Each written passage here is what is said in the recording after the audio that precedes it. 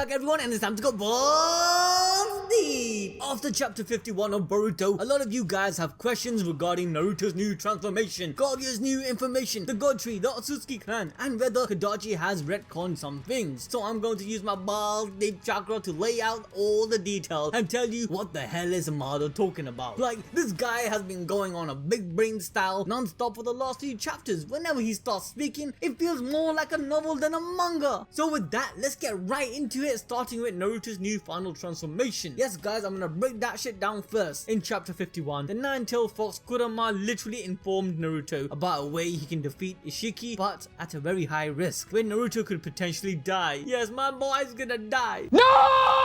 And because Isshiki was about to kill Naruto's brother Sasuke and make his son Boruto crippled for life, and obviously use him as fodder, due to this dire situation, Naruto went ahead and took Kurama's offer, revealing this new transformation. And honestly guys, damn, this transformation looking lit. God damn!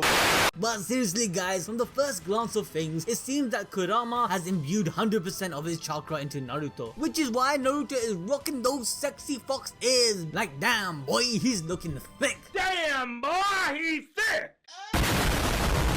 But seriously, you guys might not understand what I mean by Kurama imbuing 100%, so let me quickly break that down for you. Initially, during the Naruto series, only one half of the Nine Tails chakra was sealed into Naruto, which was the yang half. The other yin half was sealed with Minato, but during the battle against Madara, the yang half was taken out of him, which then was causing his death. Any Jinchuriki that loses such a huge amount of chakra through this type of extraction would die. To save Naruto's life, Minato gave him his yin half, but we know by the end of the 4th Shinobi War, after Naruto's fight with Sasuke, all the tailed beasts were freed, including the other half of the nine-tailed fox, where then the Sage of Sixth Path, Hagoromo, asked the nine-tailed fox Kurama to stay within Naruto so that he could be an overseer for a place of gathering for the other tailed beasts, making Naruto an avatar of a sort. Where in fact, we know at this point of Boruto, the anime and manga have clearly showcased to us that Naruto is still the gathering place for all the tailed beasts, since all of the beasts have the ability to communicate with him, along with Naruto still having part of their chakra in him. By the way guys, a fun fact is that due to having the chakra of the other tailed beast, Naruto can access the unique abilities himself or infuse them into his Rasengan and its variants. This is proven with his lava release Rasen Shuriken against Delta. Naruto can only do this because of the four-tailed beast Son Goku's chakra within him. But from all of that, the most important thing to note is that Naruto ended up with both halves of Kurama's chakra, and throughout the Naruto series, even against Kaguya, Naruto was only using one half. He has never at any point of the series used 100% of the Nine Tails chakra, therefore a new transformation wasn't out of the question. It actually makes sense. All of this means after the Naruto series, he technically had access to the full power of the Kyuubi for the first time. However, we still never once saw him use it, even within Boruto. When you think about it, even in the fight against Momoshiki, we were under the impression that Naruto had already been drained of half his chakra and was worn out before their fight. Momoshiki even comments that this is taking too long. He wanted to take up all the chakra in minutes, but it looked like it was taking him days. Naruto still had half of the Nine Tails to keep fighting. So what I'm saying is that this new transformation is the full perfect synergy and embodiment of Kurama's chakra. Yes, for the first time we are seeing Kurama going balls deep with Naruto 100% of the way. The other times was just Kurama helping out, but now Kurama and Naruto have fully combined. Honestly, this is some fusion dance, put our rings up in this shit. And if you were to remember the Nine Tails transformation back in Naruto, I'm talking about way back in Naruto when it was split into two versions, 1 and 2. The second version literally transformed Naruto into a fox. This was a showcase of an imbalance and more of a takeover by the Nine Tails. But with this new transformation, there is a perfect fusion of the two. And unlike the KCM transformation where Kurama just shares his chakra to Naruto and is kinda like the completed version of the tailed beast mode, but without the full transformation. To our understanding, this new form is in fact a full transformation, and instead of Kurama just sharing his chakra, using all of himself, he literally becomes one with Naruto's chakra. Okay, so you guys kinda got the gist on our theory on this new transformation, but some of you guys have been asking, Anime Balls Deep, what about the fight against Isshiki in chapter 37 when he was inside Jigen? Why didn't Kurama reveal reveal this transformation then? Well, even though Naruto was beaten, Kurama was gauging the situation, as at this point there wasn't a full indication at the start that Naruto would die if he continued to fight. So you guys have to understand on why Kurama couldn't risk introducing this double-edged transformation. I know, it seems kinda dumb, but let's also be real now. This is the first time Naruto's fighting Isshiki, who was a new enemy. There wasn't much time to think of ways to defeat him, and most importantly, let's not forget plot convenience. Kadachi didn't think about this shit then, okay? No! So the second question we come to is that why will Naruto's new transformation kill him? Well, to perfectly understand this, we have to go into the light novels, Sasuke's Retsuden in specific, where we can actually learn more about this new transformation. Yes guys, firstly, a key thing to note is that Sasuke's Retsuden is a canon novel approved by Kishimoto himself. It's officially titled Sasuke's Retsuden, the Uchiha Descendant and the Heavenly Stardust, and in this novel, both Naruto and Kurama were suffering from an idiopathic disease, which actually to my surprise does not mean they were suffering from being so stupid, but rather the disease itself happened spontaneously and the cause is unknown. It's actually very similar to the Dragon Ball Z series when Goku was dying of a disease before the Android saga began. However, according to Kurama, it seemed as though the Sage of the Six Paths, Kaguya Otsutsuki himself, had also previously experienced the same symptoms of illness as Naruto's. So in the novel, Sasuke and Chakra have a little date and head on to the mission to the Astronomy Research Institute, where this institute was founded by Tataru Janmaru, a contemporary of Hagoromo during his time. This was because intel was found by Kakashi, revealing that the Sage of Six Paths recovered from this unknown illness while in the care of the institute founder Tataru, where while searching the heavens, the Sage of Six Paths was able to find and subsequently capture a fallen star. Yes, my man literally captured a fallen star, and within it was polar particles that he used to heal himself. However, while studying this disease further, OG Sakura,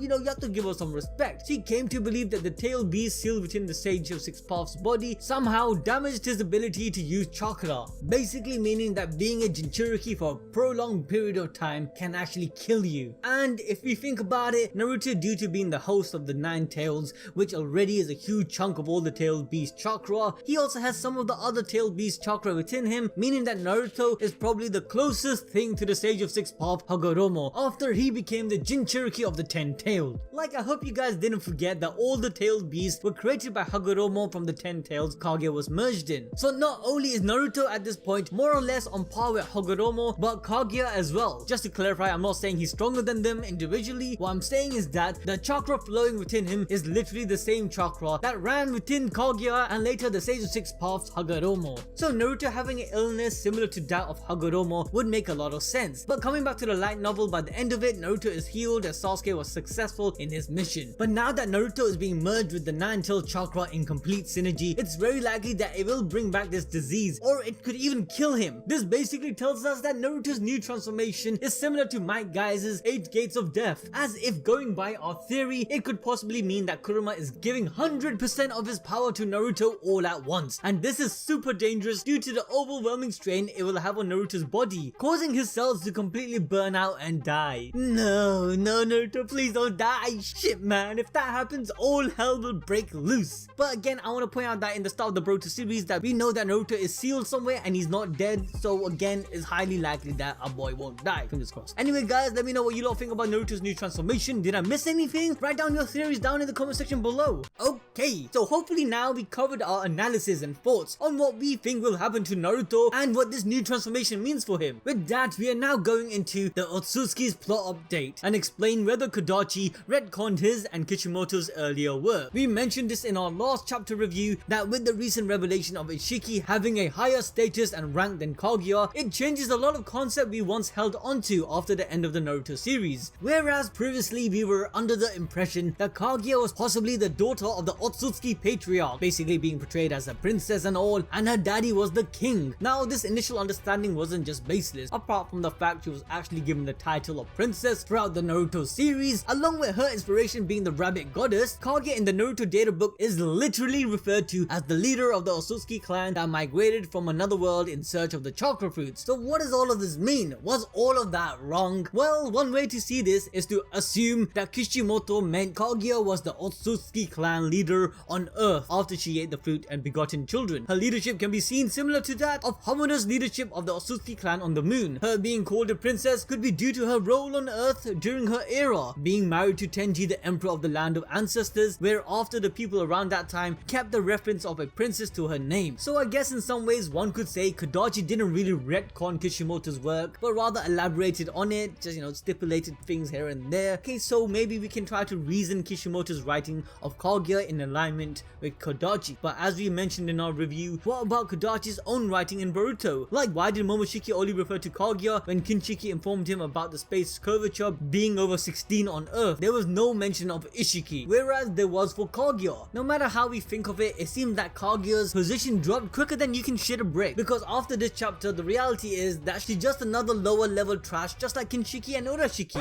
Oh no, guys, he said his name. Spoiling myself. From a badass mother of all Chakra, it turned out all this time her role in life was just to follow her senpai Isshiki and be used as the sacrifice for the Jubilee Seedling to produce a divine tree and later a chakra fruit. Who wouldn't want that life? Serving Isshiki senpai is a dream come true. Like, look how dapper the guy is. God damn it. Man, this is sexy, bro. Like, I don't never be on like no, you know what I'm saying? I don't be on no gay shit at all, bro. But this particular right here, bro, that's one sexy ass.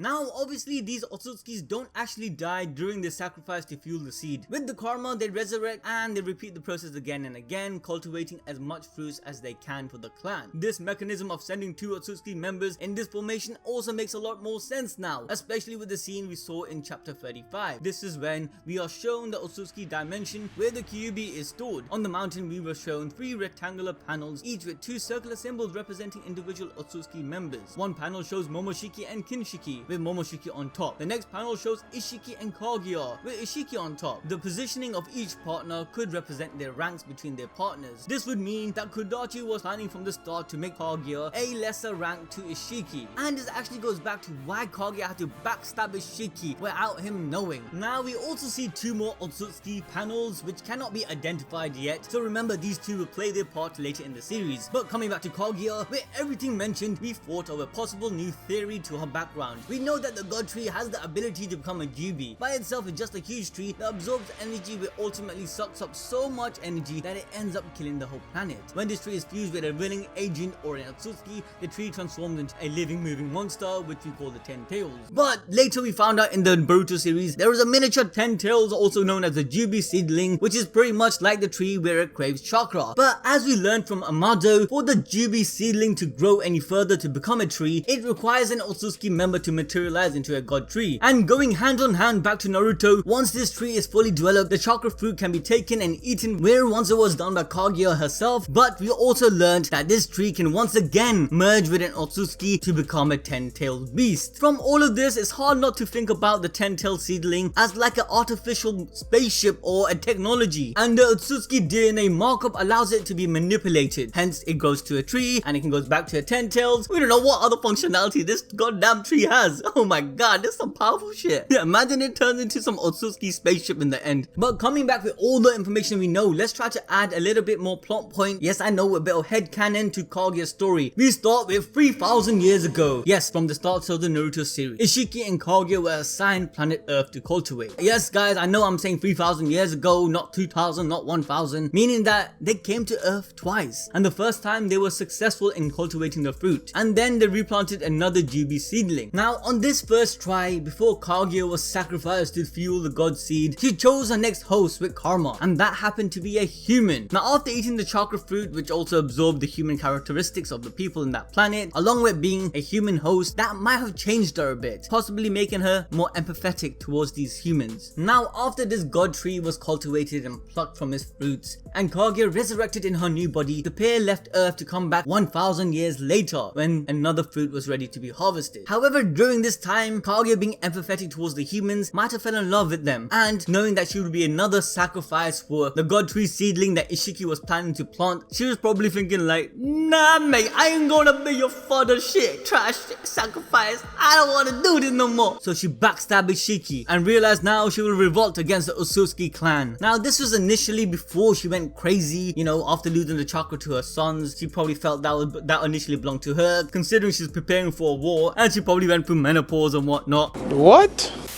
All of that stress made her go batshit crazy and she decided to kill her sons. But all in all, it's possible that Kaguya was a good person. Originally eating from the Earth's chakra fruit and then later using a human host to resurrect in, it's likely that she's very close to the humans more than we can think. Currently, she's not even dead, she's sealed, so maybe later if there is an Otsutsuki war, she might then be unsealed to actually help the humans out. I know, this is just an anime balls deep theory, but let me know what you guys think. Do you think Kaguya will have a comeback and actually be good? There is so much potential lore that can come for the Otsutsuki clan, and I'm planning to do another video, a separate one, describing every single Otsutsuki member and the potential Otsutsuki king. And if you guys want that, let me know in the comment section below. Smash that like button, hit the notification bell, follow us on all our social media, and make sure to check out merch store. With that, I'll catch you guys in the next video. See ya.